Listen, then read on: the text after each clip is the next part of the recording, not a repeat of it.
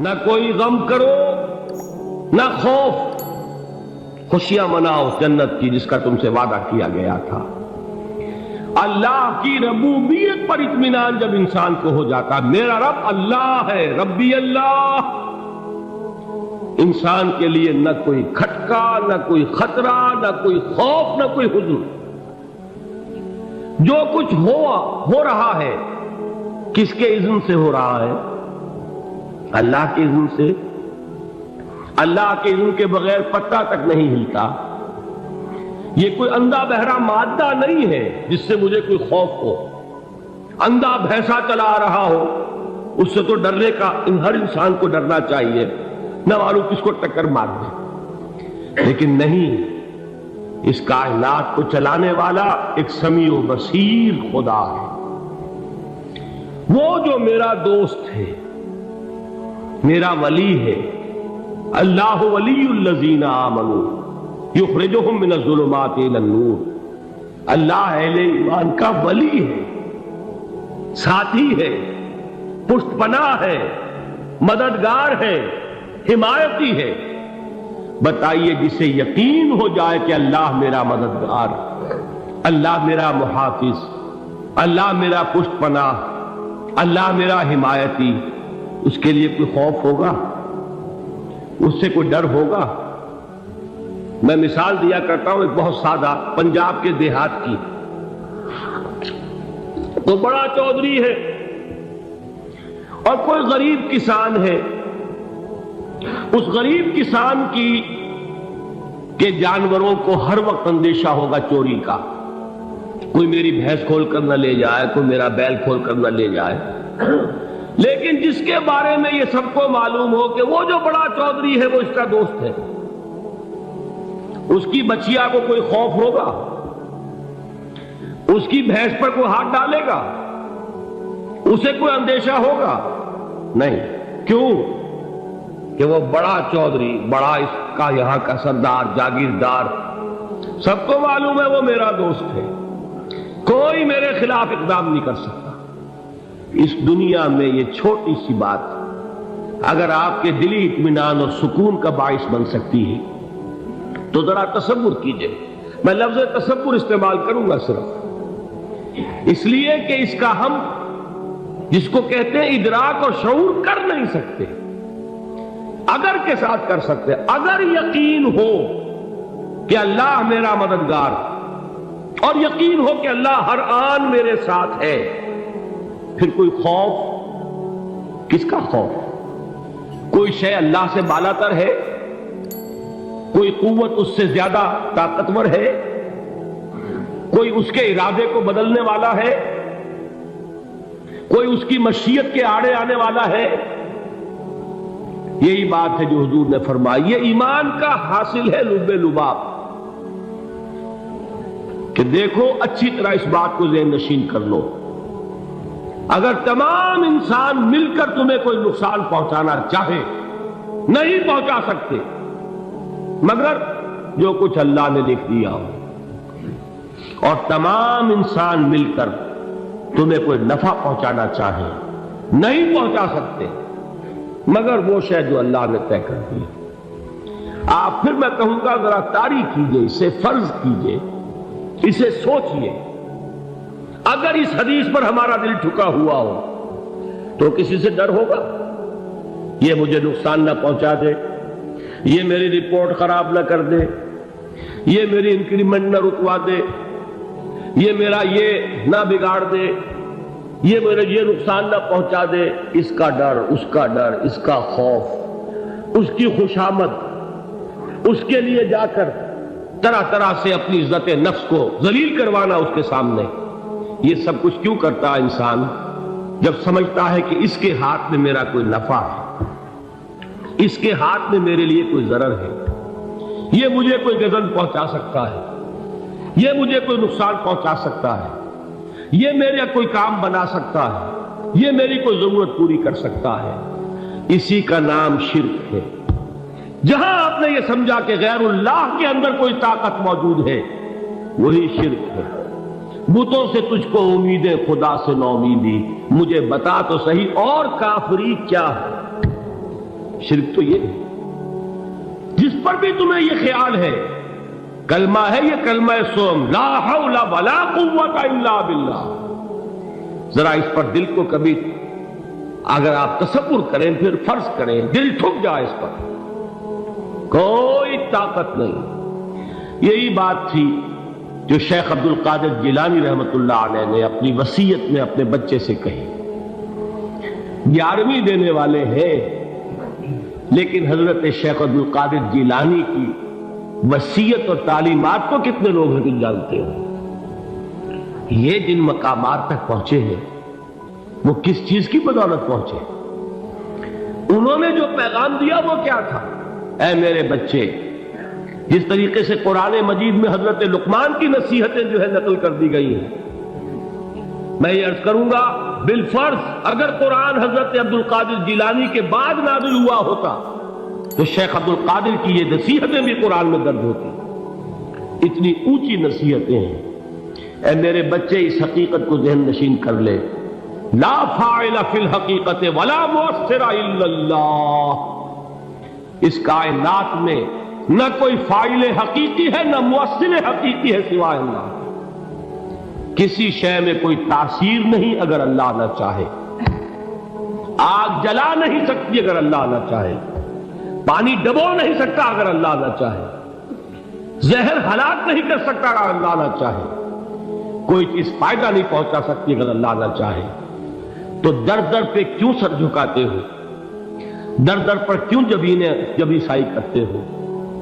سب کے سامنے کیوں ہاتھ پھیلاتے ہو؟ ایک اللہ سے مانگو، ایک اللہ کے سامنے زمین پر اپنی جبین رکھو۔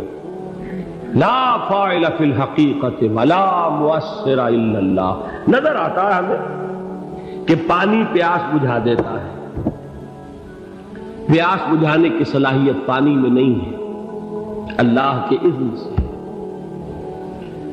کھانا بھوک مٹا دیتا ہے، بھوک مٹانے کی صلاحیت کھانے میں نہیں ہے، اذن رب میں ہے۔ دیکھیے یہی یقین تھا حضرت موسیٰ علیہ السلام کا واقعہ یاد کیجئے۔ سامنے سمندر آ گیا ہے، قوم دیکھتی ہے پیچھے کہ گرد و غبار کا طوفان۔ معلوم ہوا کہ فرعون اپنے لشکر سمیت آ گیا۔ لشکر جب چلتا تھا تیز رفتاری کے ساتھ تو گرد و غبار کا جو طوفان اٹھتا تھا اس کا تصور کیجیے، اور لمحہ بلمحہ وہ قریب آ رہا ہے۔ پوری قوم نے کیا کہا؟ اے موسیٰ انا لمدرکون، اے موسیٰ ہم کو پکڑے گئے۔ قرآن مجید نے تو یہاں وہ باتیں نہیں لکھی ہیں، لیکن تورات میں یہ درج ہے کہ بنی اسرائیل جھگڑنے لگے، دست و گریبان ہو گئے موسیٰ کے ساتھ۔ موسیٰ نے یہاں مروایا لا کر، اس سے تو ہم ہی بہتر تھے، وہاں کھانے کو ملتا تھا، زندگی تو تھی، بیگار ہم کر رہے تھے، موت تو نہیں تھی۔ اب جو کچھ ہوگا اس کا تصور کرو، جس طریقے سے ہمارے ٹکڑے اڑائے جائیں گے۔ تو لڑ رہے ہیں حضرت موسیٰ علیہ السلام سے، یہ تورات کی تفصیل ہے۔ قرآن میں صرف اتنا آیا ہے، پریشان ہو کر انہوں نے کہا انا لمدرکون، موسیٰ ہم کو پکڑے گئے۔ اس وقت موسیٰ کا جواب کیا ہے؟ کلا ان معی ربی سیہدین، نہیں، میرے ساتھ میرا رب ہے، وہ راستہ دے گا۔ بتائیے کہاں راستہ نظر آ رہا ہے؟ یہ ہے ایمان بالغیب۔ راستہ نظر نہ آئے تب اللہ پر یقین ایمان ہے۔ جیب میں پیسے ہوں اور تب دل کو اطمینان ہے تو ایمان کس پر ہوا؟ پیسے پر، اللہ پر نہیں۔ جب وسائل و ذرائع نہ ہو اور پھر یقین ہو کہ اللہ مسبب الاسباب ہے، وہ اسباب کا پابند نہیں ہے، وہ اسباب کا محتاج نہیں ہے، اسباب اس کے محتاج ہے۔ اگر یہ یقین ہے تو اللہ پر ایمان ہے، یہ نہیں ہے تو تمہارا ایمان اسباب پر ہے، وسائل پر ہے، ذرائع پر ہے، مادیات پر ہے، اللہ پر نہیں۔ اس وقت کہاں راستہ تھا؟ کوئی راستہ تھا؟ سمندر ہے اور ادھر سے لشکر آ گیا ہے۔ کلا ان معی ربی سیہدین۔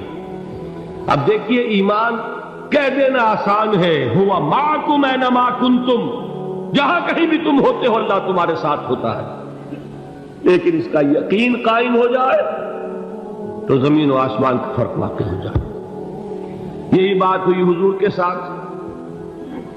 غار ہے، چھپے ہوئے ہیں محمد رسول اللہ اور آپ کے وہ یار غار ابو بکر صدیق رضی اللہ تعالی عنہ۔ اقبال نے حضرت ابو بکر کی شان میں چند اشعار کہیں صرف، لیکن واقعہ یہ ہے کہ بھاری بھاری نظموں پر اور قصیدوں پر بھاری ہے، طویل ترین نظمیں اور قصیدے ہوں ان پر بھاری ہے۔ ہمتیں ابو بکر کی ہمت جو ہے، کشت ملت را جو ابر، جیسے بارش سے کھیتی اپجتی ہے، ابو بکر کی ہمت اور عزیمت اس امت کو اسی طرح سینچنے والی ہے۔ ثانیے اسلام و غار و بدر و قبر، وہ دوسرے تھے اسلام میں، دوسرے پہلے کون تھے؟ انا اول المومنین، حضور فرماتے ہیں سب سے پہلا ایمان لانے والا میں، دوسرے ابو بکر۔ ویسے ہمارے ہاں یہ چلتا ہے اختلاف، حضرت علی پہلے ہیں کہ حضرت ابو بکر پہلے ہیں، لیکن اس میں بڑی خوبصورت تطبیق قائم کی ہے علماء نے اور بہت صحیح ہے۔ چار کے بارے میں فیصلہ ہی مت کرو کہ کون پہلے، ان کی ایک عجیب تقسیم کر دی ہے۔ آزاد مردوں میں، بالغ مردوں میں سب سے پہلے ابو بکر، بچوں میں سب سے پہلے علی، خواتین میں سب سے پہلے خدیجہ، اور غلاموں میں سب سے پہلے زید بن حارثہ۔ بڑی پیاری تقسیم ہے، یہ چاروں ہی پہلے ہیں، ہر ایک کے لیے اولیت ہے۔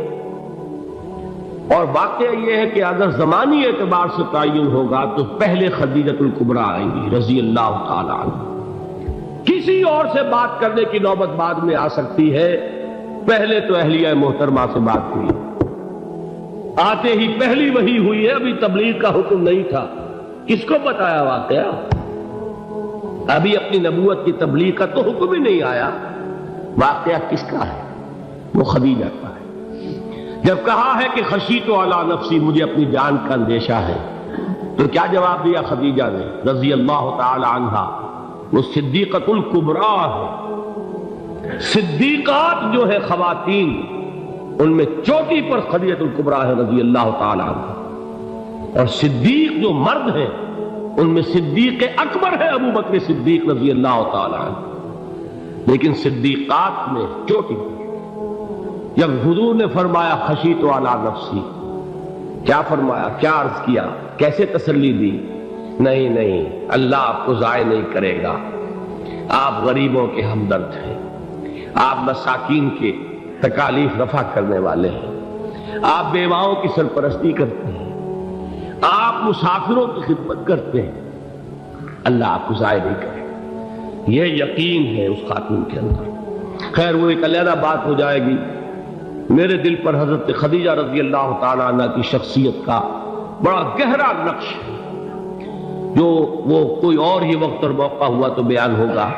بہرحال اقبال نے ایک مصرے میں جو چار اولیتیں جمع کر دی ہیں، ہمتیں او کشت امت را چو ابر، ثانی اسلام و غار و بدر و قبر۔ اسلام میں حضور کے بعد پہلے کون؟ ابو بکر۔ غار میں حضور کے ساتھ کون؟ ابو بکر۔ بدر کی رات اللہ کا رسول سربسجود، وہ وہ گھاس پھوس کی جو جھوپڑی بنائی گئی تھی، اور وہاں تلوار ننگی لے کر پہرا دینے والا کون؟ ابو بکر۔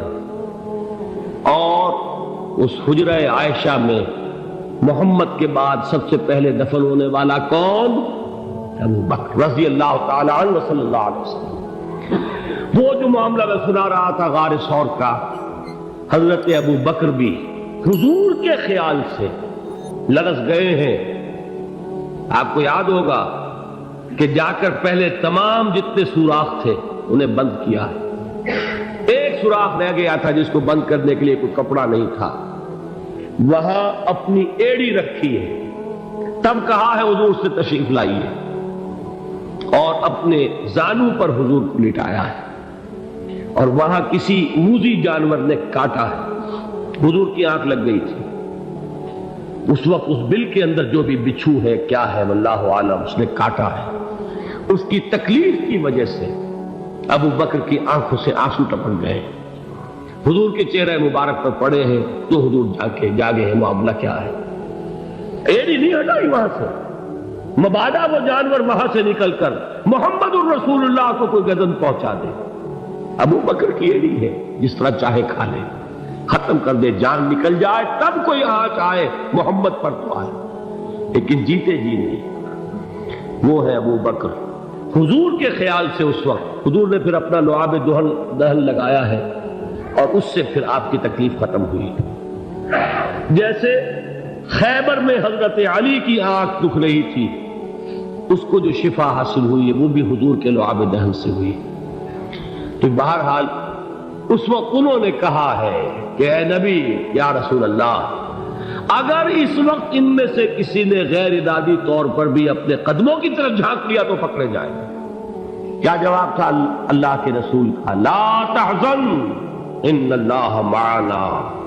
اللہ ہمارے ساتھ ہے, کیوں گھبراتے ہو ابو بکر؟ یہ ہے ایمان باللہ. میرا مالک اللہ, میرا رازق اللہ, میرا محافظ اللہ, میرا مددگار اللہ.